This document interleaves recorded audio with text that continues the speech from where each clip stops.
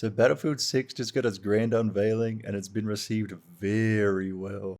Who fucking knew that if you give people exactly what they want, they say, damn, this is exactly what we want. Like, I personally like Battlefield 2042, but that game had its fucking problems. Let's be honest, having operators was just an excuse to make paying for gameplay mechanics easier to swallow. Like, instead of charging $5 for a grappling hook, it's, no, you're paying $5 for Fonzie McGee, the grapple expert. And they would say like one-liners like it was fucking Overwatch. Like, Tracer's allowed to be like, it's me, Tracer, I killed Reinhardt and saved the day, haha. But in Battlefield, it's like, no, bro, your mates in a Bradley just got wiped out by a landmine. You cannot be upbeat about that. I've been following this whole Battlefield 6 situation for a while. And going into this recent presentation, like, sentiment was pretty fucking negative. But I knew that EA had a secret weapon. And his name is Vince Zampella. If there was ever a miracle worker in the shooter genre, it would be this guy. Like, he was the lead designer on Medal of Honor Allied Assault. He co-created Call of Duty, like Modern Warfare 1 and 2, Titanfall 1 and 2, fucking Apex Legends. Like, Apex got 25 million players in its first week and 50 million in its first month. That's fucking insane. Like, his average shooter score on Metacritic is like 88. And let's be honest, critics don't give a fuck about multiplayer shooters. So anyway, it's back in 2021 and Battlefield 2042 just comes out and it's not received very well. And it's the EA boardroom. And there was just some guy that's like, oh no, our flagship franchise just flopped. What do we do? And another was just like, well, we have Shooter Jesus here. Maybe we should put him in charge. And everyone was just like, quarterly reports. Can't wait to buy my new yacht. Like, this guy basically killed Medal of Honor with how successful COD was. And when he went on to make Titanfall, Call of Duty was like, damn, that shit is good. And they kept trying to replicate it, but they just couldn't fucking get the secret sauce. They didn't know the Krabby Patty formula. The sheer fucking weight of poetic irony, if Battlefield 6 actually dethrones COD after 20 years, would be enough to crush a million elephants. Zampella finally beating his own creation would be a victory of biblical proportions. Songs would be sung about this man. So anyway, the Battlefield presentation. They invited a bunch of Twitch streamers and Battlefield creators to this big event in LA. And one of them really wasn't impressed for some reason. Like, everyone was clapping and he was just like, not impressed.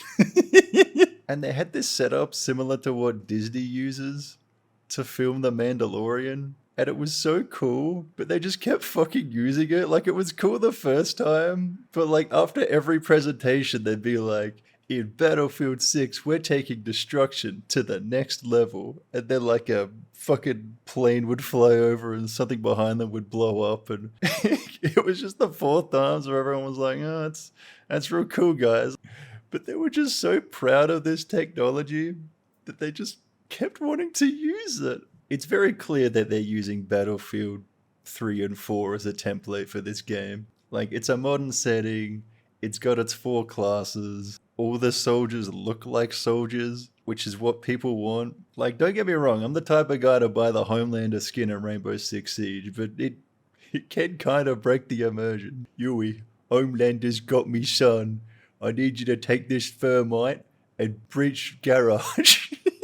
We don't know if they're going to go crazy with the skins post-launch, but this whole game just looks like a rejection of the current shooter market.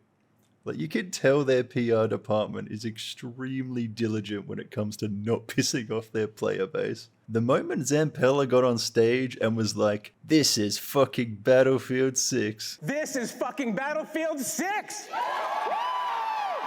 I was like, damn, they got this. Like, it's so fucking refreshing that the head of Battlefield can just drop an F-bomb at an official event because he's excited about what his team made. And to be fair to EA, Battlefield players are fucking crazy.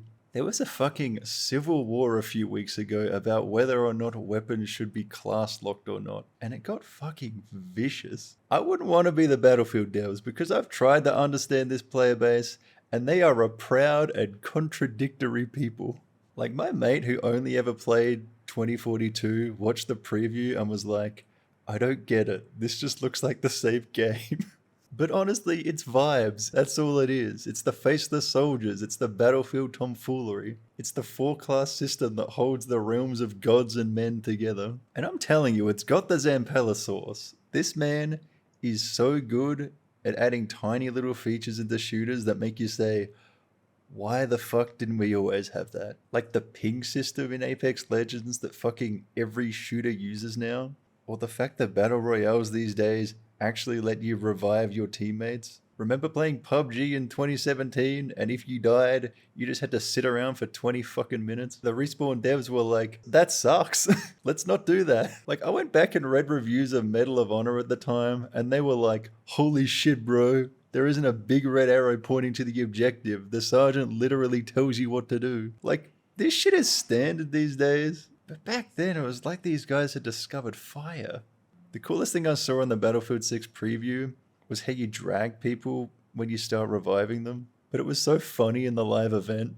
Like, they flew out 200 content creators and streamers and whatever the fuck to hype up this game, and they put them in this giant room, and they have esports commentators to narrate gameplay, and it's all a super cool setup, but they kept wanting to talk about the revival mechanics, but none of these fucking Twitch killstreak monkeys ever bothered to go for the res.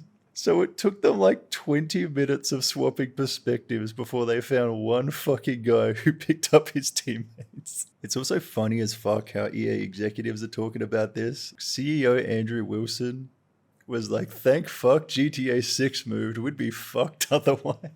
And he also talked shit in like a shareholder meeting kind of way. He was like, conditions within the shooter market are currently favorable for our product launch. Like, bro, just say Call of Duty's looking kind of weak now. I mean, Call of Duty used to be like, so get in the truck, we need to stop Makarov. And then the Black Ops 6 mission have you walking around a party taking pictures of Bill fucking Clinton. Mason, he's part of Pizzagate. I read it online. But even with all this said, EA executives can't fucking help themselves. They were like, we plan to get 100 million players for Battlefield 6. And the developers were like, please bro, you know that's not gonna happen.